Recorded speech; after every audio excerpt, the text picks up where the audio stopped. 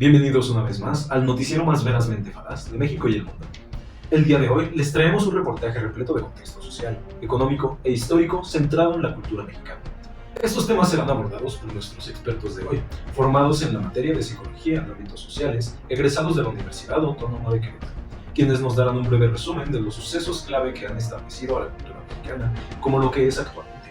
En este momento proveeremos el contexto conceptual de la cultura en México a través de la teoría de Hugo Zerano.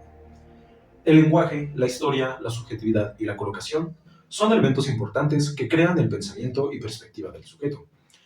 La historia es forjada por individuos para ellos mismos. Dicha historia no solo se cuenta en línea recta ni únicamente es un repaso, sino que también nos ayuda a entender qué camino estamos tomando como sociedad. La historia está hecha por sujetos y para sujetos, como se dijo anteriormente, y el lenguaje permite construir el pensamiento social. En cuanto a cultura, hay que recordar que la cultura tiene tres funciones, las cuales son cognitiva, identificadora y orientadora. La estructura social es sostenida por la cultura y la cultura es sostenida por la sociedad.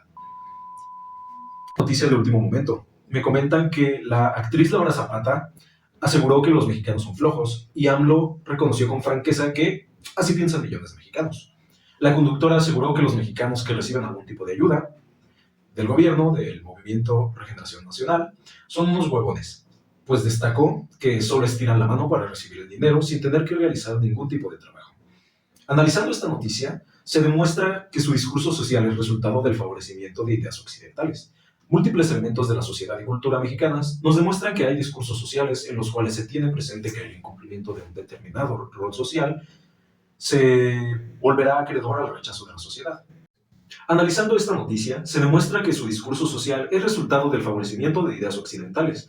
Múltiples elementos de la sociedad y cultura mexicanas nos demuestran que hay discursos sociales en los cuales se tiene presente que el incumplimiento de un determinado rol social otorgado se volverá acreedor al rechazo de la sociedad. Hay que recordar que según esta teoría, el principal fin es pertenecer. De igual manera, esto responde al sistema actual en el cual se antepone la productividad. Como ejemplo, el relajarse es mal visto, puesto que en nuestra cultura se tacha de flojo a quien prefiere el descanso o el ocio ante el trabajo y esfuerzo.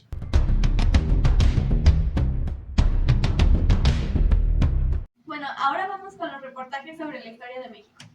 La modernidad surge a través de la invención de América, instaurando lógicas estructurales de ambigüedad y mestizaje extendido no únicamente al color de piel, sino también al saber, volviéndolo subjetivo.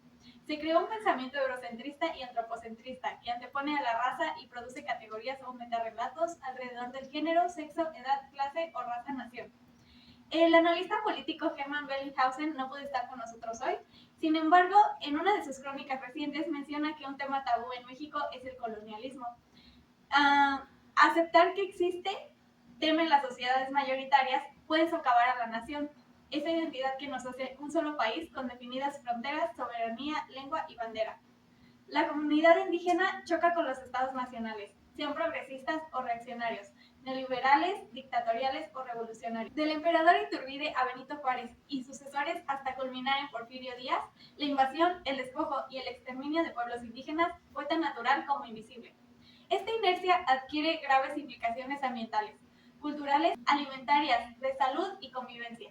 El colonialismo interno, siempre negado, abre sin querer las puertas a una desintegración social. Da paso a la violencia epistémica, la pigmentocracia y la disglosia secular.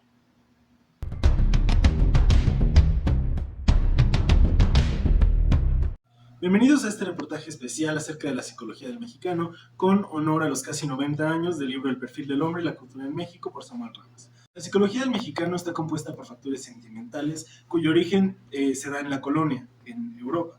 Encontramos que estos valores sentimentales son altamente agresivos hacia precisamente los pueblos originarios, por ejemplo, y que a través de la historia esos mismos sentimientos negativos han permanecido y han logrado quedarse dentro de la cultura mexicana. En su obra, Samuel Ramos denota varios puntos de la cosmovisión general dentro de lo que se asume como una cultura mexicana unificada, a pesar de que México tenga una gran variedad de culturas diferentes. En él podemos encontrar que una de las cosas generales que hay es que el hombre mexicano llega a ser una de tres cosas. Puede ser clasificado entre la burguesía, o sea, siendo el hombre un burgués, un pelado o un pedante. Es una cultura altamente machista donde pues el hombre siempre va a buscar reconocimiento y enaltecimiento. Por último, vamos a explicar un poquito estos conceptos de pelado, burgués y pedante. Vamos a hablar acerca del que, pues, el machismo que hay, la violencia, la valentía y este tipo de cosas asociadas a la fuerza y a la fisicalidad van a quedar como una persona pelada, o en el concepto de pelado.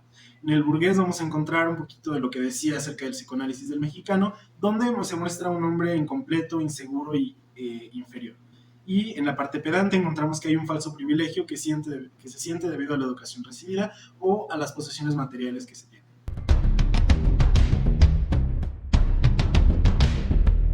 Todo el proceso de mestizaje fue manipulado no para difundir las tradiciones, sino para manipularlas a conveniencia. Sin embargo, la resistencia y cuestionamiento de ello queda descartada. El eurocentrismo pasa a ser nuestro estilo de vida y la identidad del mexicano se ve mermada.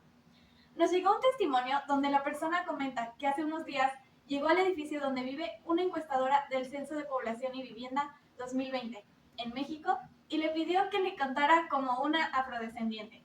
Era la primera vez en más de 200 años del México independiente que se incluía en un censo de este tipo a la gente que se reconoce como afromexicana, afrodescendiente o negra. Siendo el eurocentrismo la forma de vida que asumimos, junto con su moral impuesta, la identidad mexicana se ve dañada y se buscan formas de crear una nueva, como el decir que todos somos mestizos. Sin embargo, se excluyen e invisibilizan a las poblaciones afromexicanas. Se sabe que la exclusión no solamente se centra en el color de piel, sino también en las disidencias sexuales. Gran parte de las disidencias sexuales han enfrentado discriminación y violencia laboral.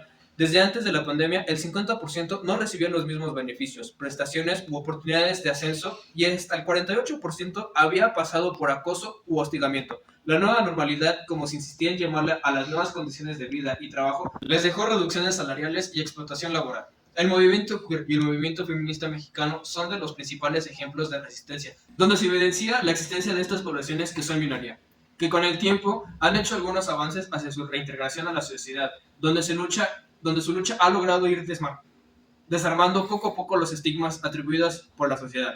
En la actualidad hay una gran variedad de movimientos socioculturales cuyas actividades reclaman la dignidad de las poblaciones minoritarias y defienden sus derechos e intereses ante un modelo gobernante de discriminación institucional que les ha mantenido al margen y ha tratado de blanquear y normalizar a la sociedad.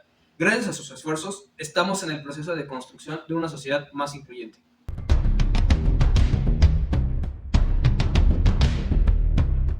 Somos hijos de la violación, pues dicha costumbre se mantuvo hasta algunas generaciones. Pues las raíces del mestizaje son principalmente producto de violaciones y abuso de poder. Esto crea un trauma en la colonia, gracias a la estructura de poder blanco y madre indígena. La madre en México es la fuente de todo, pero su origen es debido a aquellas las más violentadas. La mujer como objeto sexual es un símbolo que sigue siendo hasta el día de hoy marcado por la cultura machista a la que se ha visto envuelta nuestra cultura.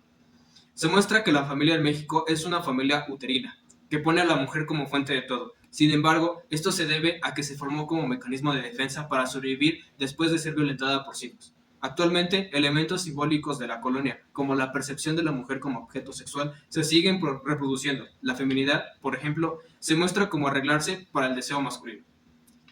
Debido a esto, surgen luchas como el feminismo. Bueno, de último momento nos acaban de notificar que se filtraron documentos que dejan al descubierto millones de comunicaciones que revelan cómo varios grupos son vigilados por militares, entre ellos ciertos colectivos feministas. En un país como México, donde pareciera que las prioridades de seguridad son otras, ¿por qué los militares se dedicarían a vigilar a las manifestaciones feministas que exigen el alto a la violencia contra las mujeres y el derecho al aborto? El ejército mexicano ve a las feministas como enemigas del Estado. 4 movimientos armados tienen presencia en la Ciudad de México. A ellos se suman 7 grupos anarquistas, la mayoría integrada por jóvenes universitarios. Tenemos que cortar las grabaciones ya que están justamente afuera del edificio. Estas instalaciones están siendo tomadas. Soy el subcomandante Yaroski y no vamos a dejar que nadie se interponga en nuestra lucha. XHGC Canal 5, al servicio de la comunidad. Pedimos ayuda para localizar a Selene Delgado López, de 18 años, se extravió el 22 de abril en la delegación Álvaro Obregón, del 28 de mayo del año 2000.